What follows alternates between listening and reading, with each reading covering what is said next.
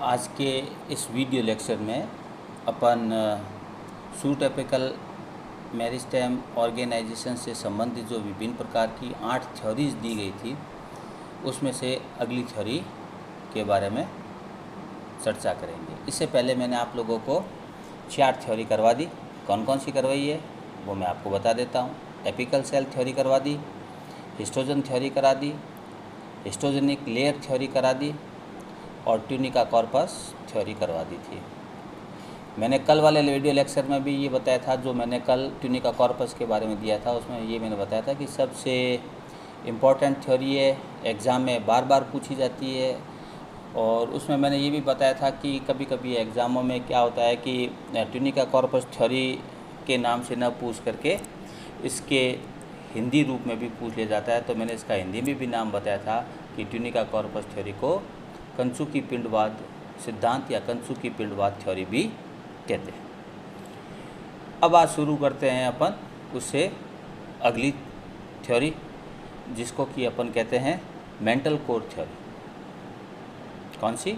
Mental core theory. Note कर लीजिए, mental core theory. मैंने कल भी बताया था कि मैं जो भी थ्योरी कराता हूँ उसी दिन उससे संबंधित जो नोट्स है वो मैं PDF के रूप में डाल देता हूँ। तो पहले PDF वाले नोट्स पढ़ लीजिए, फिर उसके बाद मेरा वीडियो लेक्चर देख लीजिए। बिल्कुल समझ में आ जाएगा कि ये थ्योरी क्या है और मैंने क्या बताया है। ठीक है, शुरू करते हैं। Mental core theory. Mental core theory को पोफेम और चान ने प्रस्तुत की। किसने? पोफेम और चान ने प्रस्तुत की। ये थ्योरी जो है कौन सी? Mantle core theory tunica corpus theory के ही समान है, केवल नाम परिवर्तित कर दिए गए हैं। पोफेम एंड चान ने क्या किया कि ट्यूनिका एंड कॉर्पस थ्योरी को आधार मानते हुए सेम थ्योरी दी, परंतु वहाँ पर उन्होंने ट्यूनिका और कॉर्पस के नाम चेंज कर दिया। उन्होंने ट्यूनिका के स्थान पर तो मेंटल शब्द काम ले लिया और कॉर्पस के स्थान पर कोर शब्द ले लिया। तो ट्यूनिका के स्थान पर कौन आया? मेंटल। और कॉर्पस के स्थान पर आया कोर। ठीक है, दो बातें हो गई। किसने प्रस्तुत की? पोफेम एंड चान ने। दूसरी बात क्या? ट्यूनिका कॉर्पस थ्योरी के समान ही है, परंतु केवल नाम परिवर्तित कर दिए गए हैं। ट्यूनिका के स्थान पर मेंटल और कॉर्पस के स्थान पर कोर। अब एक एक लेयर को अपन स्टडी कर लेते हैं। सबसे पहले मेंटल। ये जो है वो अकॉर्डिंग टू पोफेम एंड चान ये सबसे बाह्यतम जोन है। और इस जोन की जो सेल है वो पेरिक्लाइनली और एंटीक्लाइनली डिवाइड होकर के एक सिंगल लेयर थिक एपिडर्मिस का निर्माण करती है। ठीक है, मेंटल क्या है? आउटर मोस्ट है।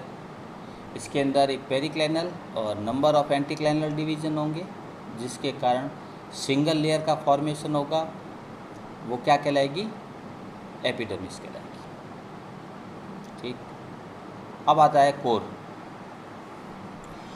अब क्या है कि पोफेम एंड चान ने बताया कि मेंटल तो हो गया, अब ये जो कोर है, ठीक है ना, कोर है वो आगे फिर 3 भागों में डिवाइड रहता है। ठीक है, कितने भागों में? 3 भागों में डिवाइड रहता है। तो पहला भाग कौन सा हुआ? सब एपिकल मेरिस्टेम। कोर का सबसे पहला भाग कौन सा? सब एपिकल मेरिस्टेम। ये सब एपिकल मेरिस्टेम है वो जो मेंटल लेयर है उसके ठीक नीचे स्थित होता है और डोम शेप होता है। कैसे होता है? डोम शेप होता है और उसमें विभाजनशीलता की जो क्षमता होती है वो बहुत कम होती है। ये कौन बता रहे हैं? पोफेम एंड चान। ठीक है, क्या कि कोर जोन को फिर आगे 3 भागों में बांटा गया। पहले 3 भागों में से जो पहला भाग है वो कौन सा हुआ? सब एपिकल मेरिस्टेम। सब एपिकल मेरिस्टेम क्या होता है कि ये सब एपिकल मेरिस्टेम है वो मेंटल जोन के ठीक नीचे होता है, डोम शेप होता है और इसमें विभाजनशीलता की क्षमता बहुत ही कम होती है। दूसरा है सब एपिकल मेरिस्टेम, पेरिफेरल मेरिस्टेम। सब मतलब एपिकल तो बता दिया। अब आता है पेरिफेरल मेरिस्टेम।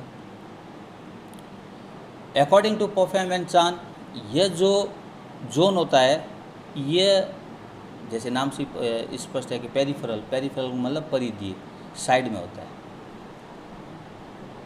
ये परिधीय क्षेत्र है तथा इसकी सेल विभाजित होकर के, किसकी, पेरिफेरल मेरिस्टेम की जो सेल है वो विभाजित होकर के कॉर्टेक्स और वास्कुलर टिश्यू सिस्टम का निर्माण करती है। Cortex and vascular tissue system का, तो ये अपन इसको ऐसे कह सकते हैं कि ground tissue plus vascular tissue का अधिकांश भाग का निर्माण करती है। ठीक है, तो पोफेम एंड चान ने क्या किया था कि पोफेम एंड चान ने कोर को 3 भागों में विभाजित किया था, सब एपिकल, पेरिफेरल और फिर हो जाएगा सेंट्रल मेरिस्टेम। तो ये जो सेंट्रल मेरिस्टेम है वो इसके केंद्रीय भाग में पाया जाता है और इस क्षेत्र की सेल विभाजित होकर के पित्त का निर्माण करती है। किसका निर्माण करेगी? पित्त का निर्माण करती है। ठीक है, तो पेरिफेरल मेरिस्टेम का कुछ हिस्सा जो विभाजित होकर के, मैंने कहा था कि ground tissue and vascular tissue system का अधिकांश, तो अधिकांश में से कुछ हिस्सा बच गया था। वो हिस्सा कौन सा था कि पित्त वाला। जो पित्त का निर्माण कौन करेगी कि सेंट्रल मेरिस्टेम करेगा। ये है आपकी मेंटल कोर थ्योरी। इसको शॉर्ट में कर देता हूँ, क्या कि सेंट्रल मेंटल कोर थ्योरी को पोफेम एंड चान ने प्रस्तुत किया। ये जो थ्योरी है वो ट्यूनिका कॉर्पस थ्योरी के समान ही है, केवल नाम परिवर्तित कर दिए गए हैं। ट्यूनिका के स्थान पर आ गया मेंटल और कॉर्पस के स्थान पर आ गया कोर। ठीक है, अब लेते हैं मेंटल को। ये सबसे बाह्यतम जोन है। इसकी जो सेल है वो एक बार पेरिक्लाइनली और नंबर ऑफ एंटीक्लाइनल डिवाइड होकर के सिंगल लेयर एपिडर्मिस का निर्माण करती है। अब आता है कोर। कोर मेंटल के ठीक नीचे स्थित होता है और पोफेम एंड चान ने कहा कि जो कोर जोन है वो आगे फिर 3 भागों में विभक्त रहता है। पहला कौन सा हुआ? सब एपिकल मेरिस्टेम। सब एपिकल मेरिस्टेम में क्या होगा कि ये डोम शेप होता है और इसके अंदर विभाजनशीलता की क्षमता कम होती है। फिर आता है पेरिफेरल मेरिस्टेम। ये प्लांट के या शूट के परिधीय भाग में पाया जाता है और इसकी सेल विभाजित होकर के कॉर्टेक्स और वास्कुलर टिश्यू का अधिकांश हिस्से का निर्माण करती है।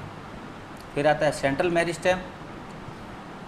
ये सबसे आंतरिक भाग होता है और इस जोन की जो सेल है वो विभाजित होकर के पित्त का निर्माण करती है, यानी वास्कुलर टिश्यू सिस्टम का शेष बचे भाग का निर्माण कर देती है। इसको अपन कहते हैं मेंटल कोर थ्योरी। ठीक है।